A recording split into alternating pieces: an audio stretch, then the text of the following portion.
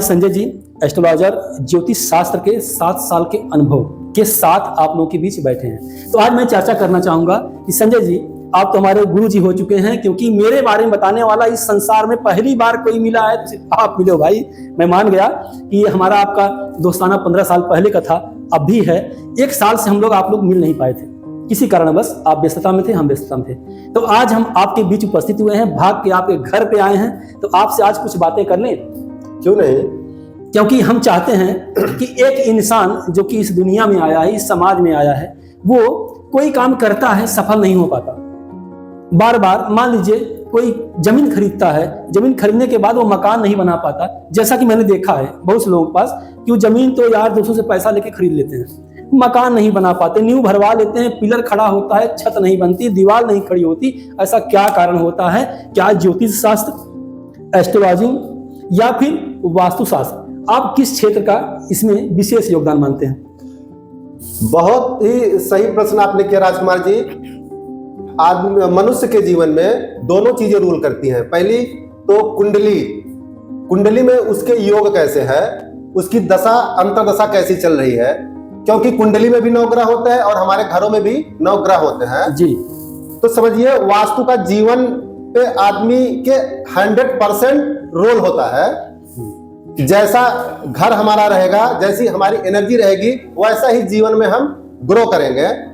1 minute के लिए मैं आपके शब्दों पे विराम चाहता हूं। मैं आपसे जानना चाहता हूं गुरुजी कि कुंडली का मिलान, जैसे बच्चा पैदा होता है किसी के घर में भी, तो कुंडली तो हमारे यहाँ जितने बुजुर्ग ब्राह्मण हैं वही लोग बनाते हैं। दूसरी चीज कि कुंडली का मिलान और कुंडली का योग किस पे निर्भर होता है, इसके बारे में थोड़ा चर्चा कर दीजिए। ये तो जन्म के समय, उस समय ग्रह नक्षत्रों का क्या योग है कि व्यक्ति जातक किस समय जन्म लिया है, वही समय होता है। उस समय सूर्य का गोचर क्या है, बुध का गोचर क्या है, चंद्रमा कहाँ है, उसी की स्थिति जन्म के समय वही सब स्थिति जाकर कुंडली बन जाती है। अच्छा, यानी कि जो भी ब्राह्मण हमारे बुजुर्ग हैं, हमारे क्षेत्र के हैं, हमारे समाज के हैं और काफी सालों, काफी वर्षों, 10-20 साल से भी मेहनत कर रहे हैं, अगर वो कुंडली बना दिए, उस हिसाब से अगर किसी व्यक्ति में कोई परिवर्तन नहीं नजर आ रहा है, मान लीजिए वही बच्चा बड़ा हो गया, बड़ा होने के बाद उसका दिनचर्या लगातार चल रहा है, उसके बाद अगर वो कमाना शुरू करता है, तो कमाने के बीच में और बचाने के बीच में कौन कौन सा पर्याय ऐसा आता है जहां पे उसका पैसा बच नहीं पाता? क्या कारण होता है? ये वास्तुशास्त्र में है या भी ज्योतिष विद्या में है या आपके एस्ट्रोलॉजी में है? इसके बारे में आप क्लियर कर दीजिए। देखिए, ना तो हम ग्रह को बदल सकते हैं, ना तो हम नक्षत्र को बदल सकते हैं। बदल सकते हैं क्या? हम अपने घर की एनर्जी, पता लगा राहु की दशा चल रही है आपकी, और अगर हमें साउथ वेस्ट का टॉयलेट मिल जाए या हमने वहां पर गड्ढा कर दिया, सेप्टिंग कर दिया, बोरिंग कर दिया, तो हमारे जीवन में समस्याएं आनी स्टार्ट हो जाएंगी। यानी कि अगर आपके घर में, घर के साउथ यानी कि दक्षिण, वेस्ट यानी कि पश्चिम के कोने पे अगर टॉयलेट है, बाथरूम है, तो आपकी निगेटिव ऊर्जा आनी तय है। यही कहने का मतलब? जी, कहते नहीं कि हमारे घर में भूत प्रेत आ गया है, वहां रहते हैं तो सपने में, मतलब समझिए कि सारी निगेटिव चीजें जो होती हैं वो ऊर्जा एक्टिवेट हो जाएगी। अगर व्यक्ति की उस समय राहु की दशा, अंतर्दशा स्टार्ट हो जाए तो व्यक्ति परेशान हो जाता है, और किस हद तक परेशान हो जाएगा ये कहा नहीं जा सकता। माने कि इतना बड़ा योगदान होता है कि अगर घर के दक्षिण और पश्चिम के कोने पे अगर आपका बाथरूम, लैट्रिन है, तो इस विषय में अगर आपको जानकारी हो गई है तो आज सुन लीजिए, संजय जी कह रहे हैं साफ साफ कि अगर इस कंडीशन पे आपका है, आप लोग कमेंट करके बताइएगा कि अगर इस कंडीशन पे आपका बाथरूम, लैट्रिन है तो आप परेशान होंगे, निश्चित होंगे, पूरी तरह से होंगे। अरे भाई, मैं तो बहुत डिस्टर्ब हो गया हूं कि अगर आपके घर के दक्षिण पश्चिमी कोने पे अगर आपका लैट्रिन, बाथरूम है तो अलर्ट हो जाइए भैया, घर बहुत दिन नहीं चलने वाला है। अब मैं संजय जी से अगला सवाल करने वाला हूं। अगला सवाल मेरा ये है कि आपने ये तो बता दिया कि निगेटिव ऊर्जा कहां से आती है। निगेटिव ऊर्जा अगर दक्षिण पश्चिम कोने पे लैट्रिन, बाथरूम है आपका तो आ रही है। तो प्रभु जी आप ये भी बता दीजिए कि अगर घर कोई बनवाया है, कि कोई बनवा सकता है, शहर में बनते हैं, गांव बनते हैं, कहां नहीं बनते, कोई फ्लैट लेके रखता है, उससे मतलब नहीं है, लेकिन अगर उसके घर कोई मंदिर बनाना चाहता है जिससे निगेटिव ऊर्जा हट सके और पॉजिटिव ऊर्जा आ सके, तो गुरु जी इसके बारे में गाइड कर दीजिए। बहुत सही प्रश्न किया राजकुमार जी। मंदिर का सबसे बेस्ट स्थान है नॉर्थ ईस्ट, डिग्री 45 नाव कॉर्नर, घर के मकान के दरवाजे के सामने उत्तर साइड और पूरब साइड के कोने पे।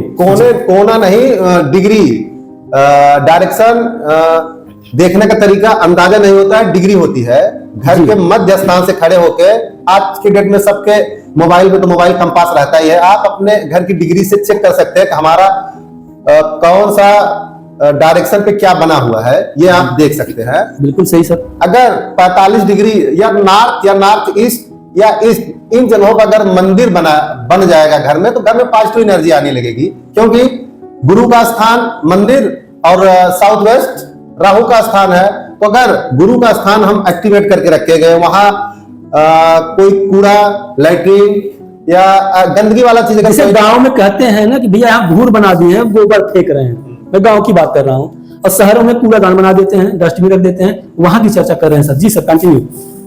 अब बात यह आती है कि नॉर्थ ईस्ट अगर किसी का खराब हो जाए तो कैसे आप जज करेंगे? अरे भाई, कुंडली में अगर गुरु आपका खराब है, खराब घर में बैठा है, या कुंडली में गुरु नीच का होकर बैठा है, तो ऐसे व्यक्ति मंदिर वाले स्थान पे टॉयलेट बना देंगे या सेप्टिक टैंक बना देंगे, या कुछ नहीं करेंगे तो वहां स्टोर रूम ही बना देंगे कि सारे घर का कूड़ा वहीं रखेंगे। जी जी बिल्कुल। तो इसके बारे में हम फिर से एक बार चर्चा करेंगे कि अगर आपके उत्तर और पूर्वी छोर पे मंदिर है तो क्या निगेटिव ऊर्जा वहां से हट सकती है, पॉजिटिव ऊर्जा आ सकती है? एकदम से आ जाएगी। घर में अगर आप गुरु की ऊर्जा बढ़ा के रखेंगे तो घर में निगेटिव चीजें बहुत कम हो जाएंगी।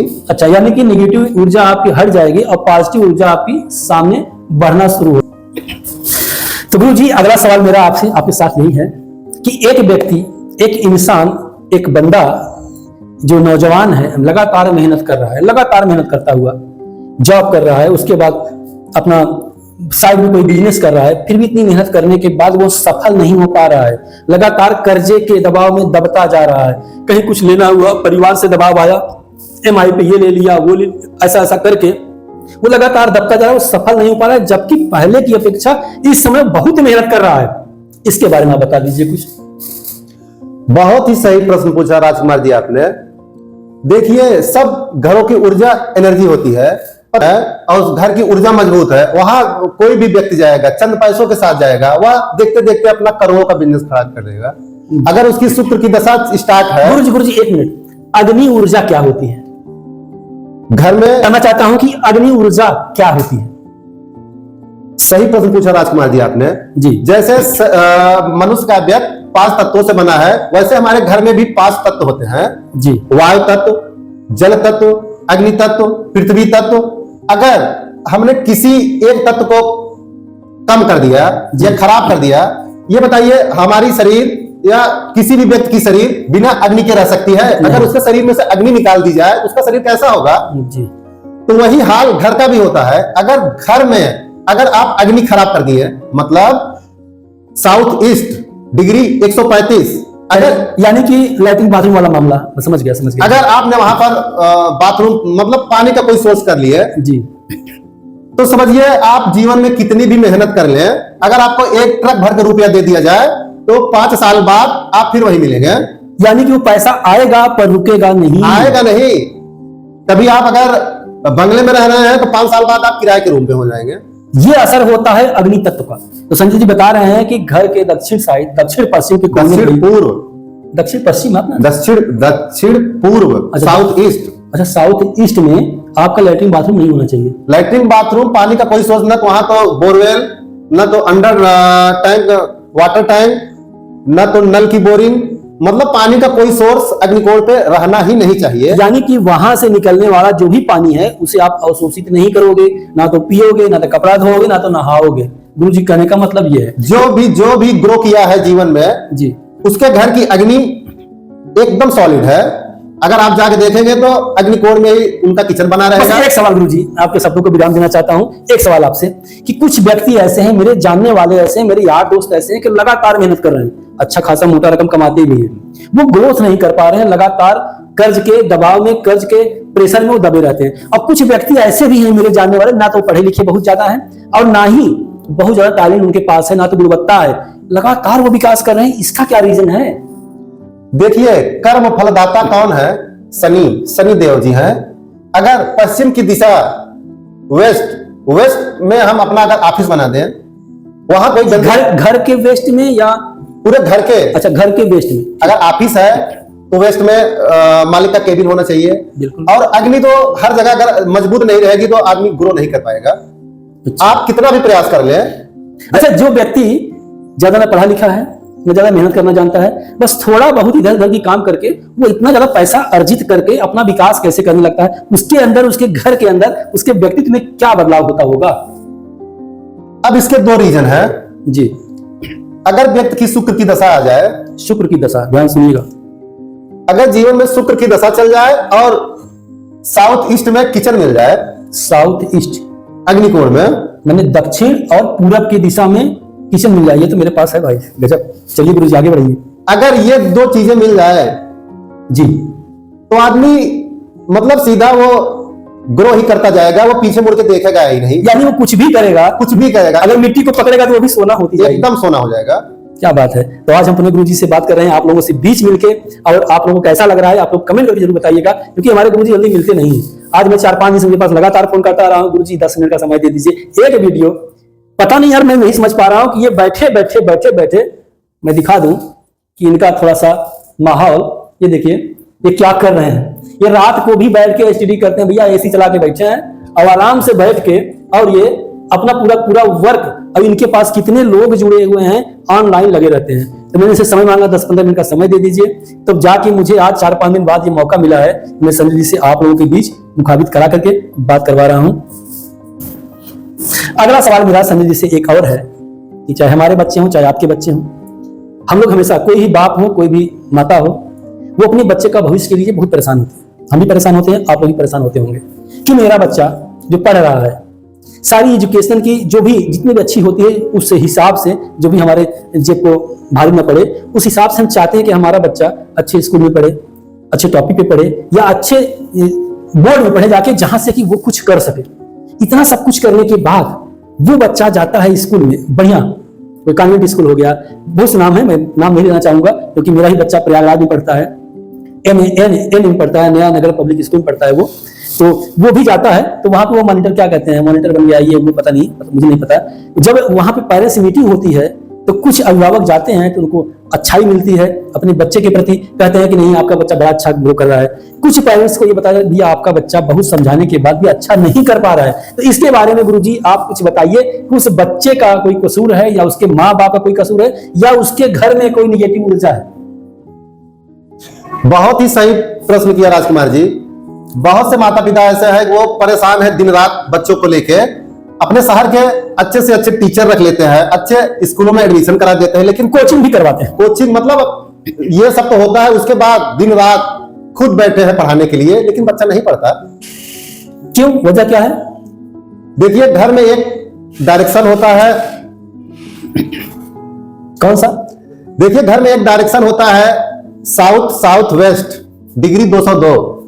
अगर बच्चे की वहां बुक रख दी है, बच्चे का वहां पर हमने स्टडी रूम बना दिया, यानी कि बच्चे का वो कमरा निर्धारित हो गया। अगर बच्चा वहां बैठ के पढ़ रहा है, आप लाख प्रयास कर लेंगे, आप समझिए अगर दुनिया के बेस्ट टीचर रख लेंगे तब पर भी बच्चा नहीं पढ़ेगा। तो उसके लिए क्या करना चाहिए?